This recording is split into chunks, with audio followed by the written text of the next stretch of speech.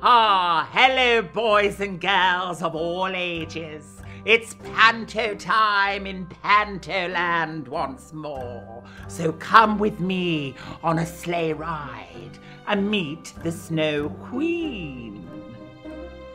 Now, once upon a time, there lived a wicked, hideous goblin who had an equally hideous name, for he was called Ian Dunked in Spit, who built a magic mirror. Anything that was beautiful or good, such as the NHS and the welfare state, social housing, free education, support for the youth of the UK, and simply by just possessing a caring nature and a human policy, was reflected in it as ugly and bad. One day the mirror broke and all its pieces fell all over the earth. A few pieces fell in a small town where two friends named Kay and Gerda lived. Now, Kay and Gerda were neighbours. They were very good friends and spent their days playing games and building sand blocks and running across the sun-kissed fields in Primrose Hill. One day, while they were playing, bits of broken mirror hit Kay's eyes and one pierced his heart.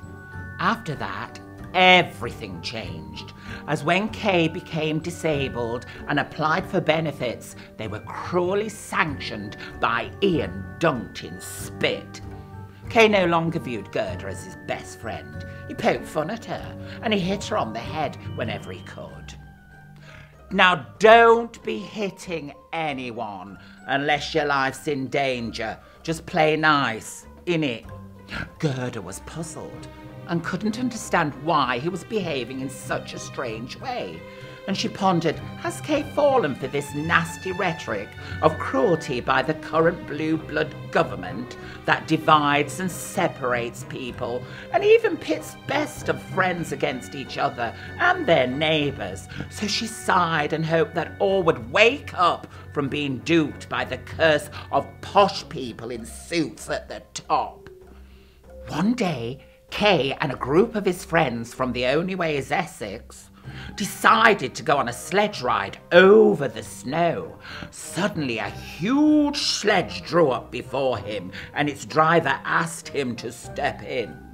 Once Kay was inside, the driver transformed himself into a woman and sped away. Now listen up, there is absolutely nothing wrong if an individual transitions from one gender to the other.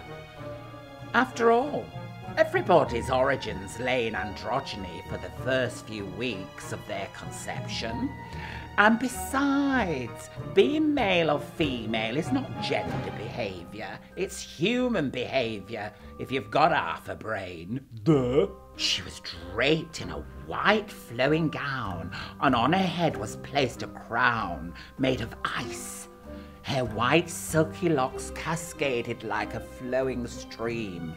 Astonished Kay asked her who she was, and with a pinched face announced, I am Kelly McVeigh, the Snow Queen, replied the woman, whose face shone like a sparkling diamond. And then she goes, so do you want to take me cruising on an ocean liner and show me places that I've longed to see? Well, you had better work on something better than a zircon if you want to go on a sleigh ride across the river without me.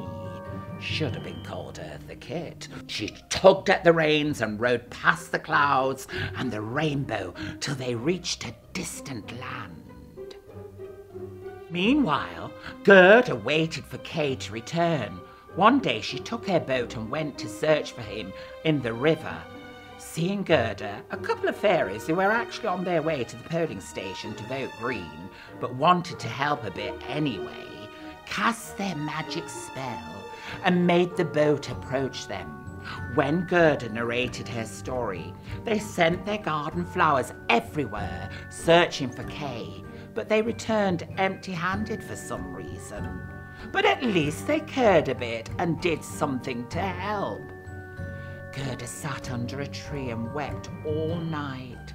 Suddenly, a crow called Bob flew down and informed her about a certain Princess Lilac who had recently married a boy.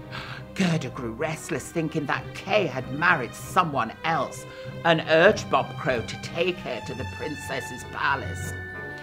Gerda waited anxiously inside the palace, and when the boy entered, she sighed with relief, because it wasn't Kay, but the rock star prince singing, "Purple rain, purple rain." Who wrote this? Gerda carried on her search and came to a forest where she met a green girl called Natalie, who stole from the rich to give back to the poor because she had a human policy instead of an oligarchy ideology. And her reindeer called Caroline, which was the most glorious emerald green colour. But then green is also the colour of the compassionate heart, innit? Anyway, after hearing Gerda's sad tale, Natalie and Caroline said they had seen the Snow Queen flying away with a boy to Lapland. Gerda immediately set out for Lapland, and the two Greens accompanied her. There they came across a magician called Darren, who told them that Kay was at the Snow Queen's palace, and owing to the piece of glass inside him, he considered it the best place in the whole world. The two caring Greens, because they were more socialist than the Reds, suggested Gerda visit the palace. The Snow Queen's palace was made out of ice and exempt from the illegal bedroom tax. But it was very damp and full of nasty Rococo, Louis XIV and Queen Anne style furniture, and poor little Gerda had unsettling flashbacks to the time when she used to clean for Joan Rivers in New York City, and remembered the myriad times she had to move Joan away from the radiators to stop the whole place from stinking of burning rubber. It was cold and dark, and no one except the Ice Queen lived in it.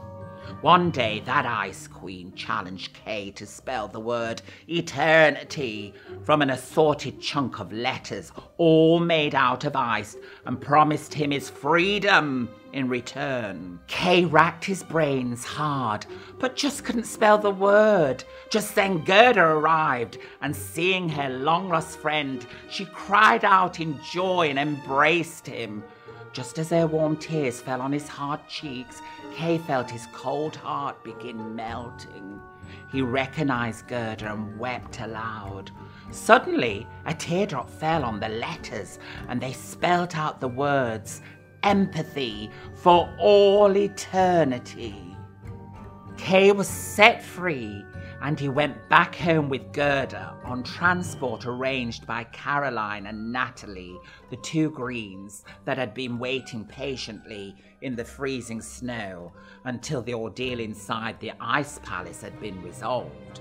And both Kay and Gerda agreed on the moral of their story, which was never ever be impressed by bling or those that drive flash vehicles covered in Swarovski crystals, because apart from the fact that it looks naff and vulgar, it also proves that the owner is vacuous, just plain empty, and offers you the world on a plate because all they want to do is harm and control you.